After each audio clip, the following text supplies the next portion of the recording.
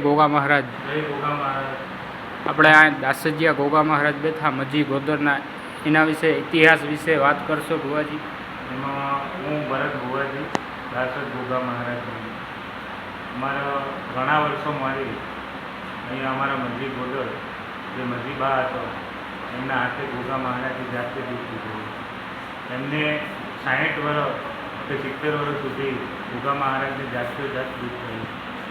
એના પછી એ ટાઈમે રોણી સાહેબ સિક્કો ચાલતો એટલે ગોગા મહારાજ દૂધ પીને જાતો જાત રોણી સાહેબ સિક્કો હતો. એટલે એવા ગોગા મહારાજના તો ઘણા બધા પરિચય છે. અને એ દાડે એક નાની દેવડી 5 ઈંટોની દેવડી હતી. ગોગા મહારાજે જાગૃત જાવતું કે ગોગા મહારાજે આખા ગામને પધારે. એ દિના ગોગા મહારાજના આખા ગામ રૂપી આશીર્વાદ છે. અને બાપાએ ગામમાં અને બહાર આજુબાજુના દરેક ગામોને ગોગા મહારાજ એવા પરચા હતા કે જેનું કોઈ મૂલ્ય નથી હતું. ગોગા મહારાજનો ઇતિહાસ બહુ જેટલો ગઈ એટલો ઓછો છે. એ દિના ગોગા મહારાજ અમારી ઉલવાની લગભગ 900 થી 1000 વર્ષ પેઢી જૂના બેઠેલા છે. અને આજે ગોગા મહારાજના દરેક સેવક ગોગા મહારાજની શ્રદ્ધા રાખીને જાય તો ગોગા મહારાજ દરેકના કામ કરે. આવો ગોગા મહારાજ દરેક પરચાઓ કયા જિલ્લામાં? આ ઊંઝા તાલુકાના મહેસાણા જિલ્લામાં દાસજ ગામ છે. દાસજ ગામ. અહીંયા આવવું હોય તો ક્યાંથી આવે?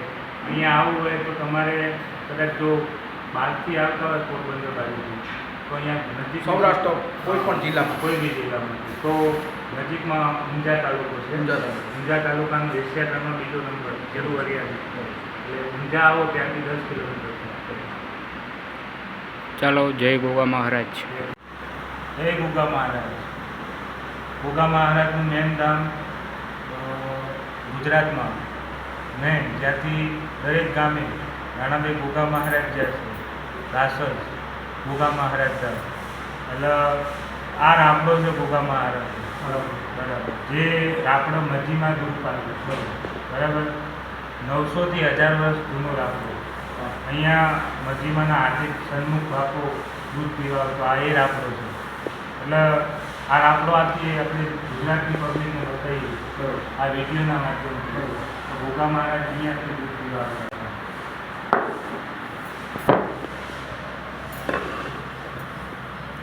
આ રાપડો છે એ રાણાભાઈ એની અંત કેટલા સુધી છે એ કંઈ નક્કી નથી. બરાબર.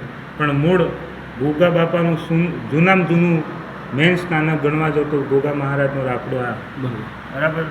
અહીંયા જે ટાઈમે મંદિરનું નવું ખાતમુહૂર્ત કર્યું બળદેવગીરી બાપુના હાથે એ ટાઈમે અહીંયા પહેલાં રાપડાનું કોઈને આયોજન કોઈ નક્કી નહોતું કે અહીંયા રાપડો છે. બરાબર. પણ એ બી અહીંયાથી સલંગ મૂર્તિ બી ત્યાં સુધી 5 રાપડા હતા. બરાબર. એટલે બળદેવગીરી બાપુએ એમ કીધું કે આ મજીમાના હાથે જે દૂધ પીતો એ બાપાનો આરે મેન રાપડો છે. તો ત્યાં મંદિરની મૂર્તિ રાખીને અહીંયા રાપડો.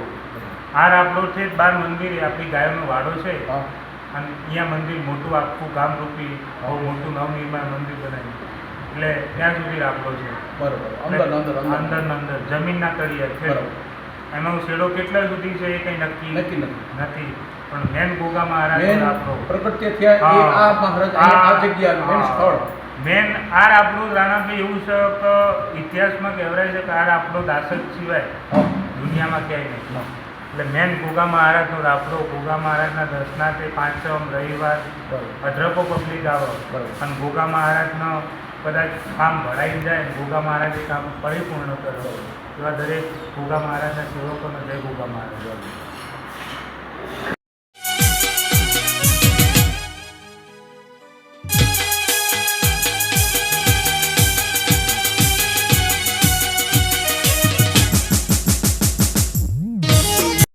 જય ગોગા મહારાજ. આપણે મજી ગોદરના ગોગા મહારાજ વિશે કંઈક ઇતિહાસ વિશે વાત કરશો ભુવાજી? મહેસાણા જિલ્લાના ઊંઝા તાલુકામાં દાસજ કરીને ગામ. દાસજ ગામમાં રબારીના નેહડે ગણો કે રાણાભાઈ અમારો જૂનો વાડો હતો. બરાબર. એ વાડામાં ગોગા મહારાજનો વાડો હતો. ત્યાં ગોગા મહારાજને ઘણા વર્ષોથી ત્યાં ગોગા મહારાજનો વાવો. એટલે મજીમાં જે ભાઈ હતા એ ઉલવા હતા. બરોબર. એ એમને પરચો ગોગા મહારાજે આપ્યો. પરચો આપીને એમ કીધું કે તારા વાડામાંથી જે પહેલી ગાય નીકળો એનું દૂધ આવશે ને દૂધ દોઈ અને ત્યાં રાફડો છે ત્યાં રાફડામાં તું મને પાવા આવજે. એ રીતના ગોગા મહારાજે મજીમાને પરચો આલી અને જાતો જાત જગાડીને ગોગા મહારાજે મજીમાના હાથે દૂધ પીધું. આજથી લગભગ 900થી 1000 વર્ષ પહેલાં મજીમાના હાથે ગોગા મહારાજે દૂધ પીધું અને રોણી સાહેબ સિક્કો આવ્યો. એ રોણી સાહેબ સિક્કો મજીમાં જીવ્યા ત્યાં સુધી ગોગા મહારાજનો મજીમાનો લેખ હતો કે ગોગા મહારાજે જાતો જાત લીધું. દરરોજ દૂધ પીવા આવતા ને દરરોજ સિક્કો આપતા એવી વાત હતી.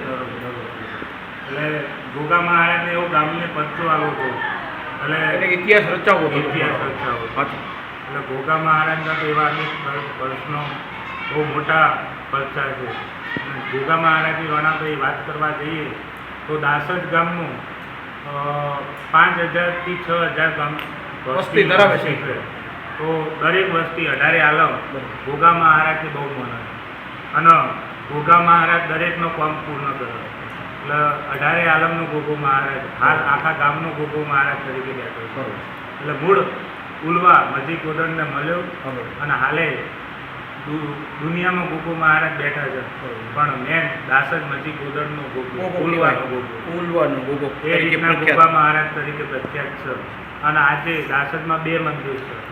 એટલે મોટા મંદિરે સેવકો આવે દર્શનાર્થી આવે એ ખાલી દર્શન માટે આવે અને અહીંયા નેડામ જે મંદિર છે કોઈને પૂછવું હોય કોઈને નેડું કહેડ્યું હોય ને ઉતારવું હોય તો બધા આ નેહડાના મંદિરે આવે. તો દરેકના કદાચ મળતું આવે ને તો ભાઈ રોણાભાઈ ગોગો મહારાજ બેઠું કરે. એટલે આવા ગોગા મહારાજના પરચા છે. એટલે આજે ગોગા મહારાજના આંતરકો પરચા છે જેના આપણે ગણાવવા બેસીએ તો રોણાભાઈ ઇતિહાસ લખાઈ રહ્યા છે. એટલે ગોગા મહારાજના દરેક સેવકોનો ગોગા મહારાજના આશીર્વાદ છે. જય ગોગા મહારાજ. જય દાસજીયા ગોગા મહારાજ. મિત્રો દર્શન કરવા એકવાર જરૂર જાજો. વિડીયો આગળ શેર કરજો. ચેનલને લાઇક શેર અને સબસ્ક્રાઈબ કરજો. જય દાસજીયા ગોગા મહારાજ મિત્રો.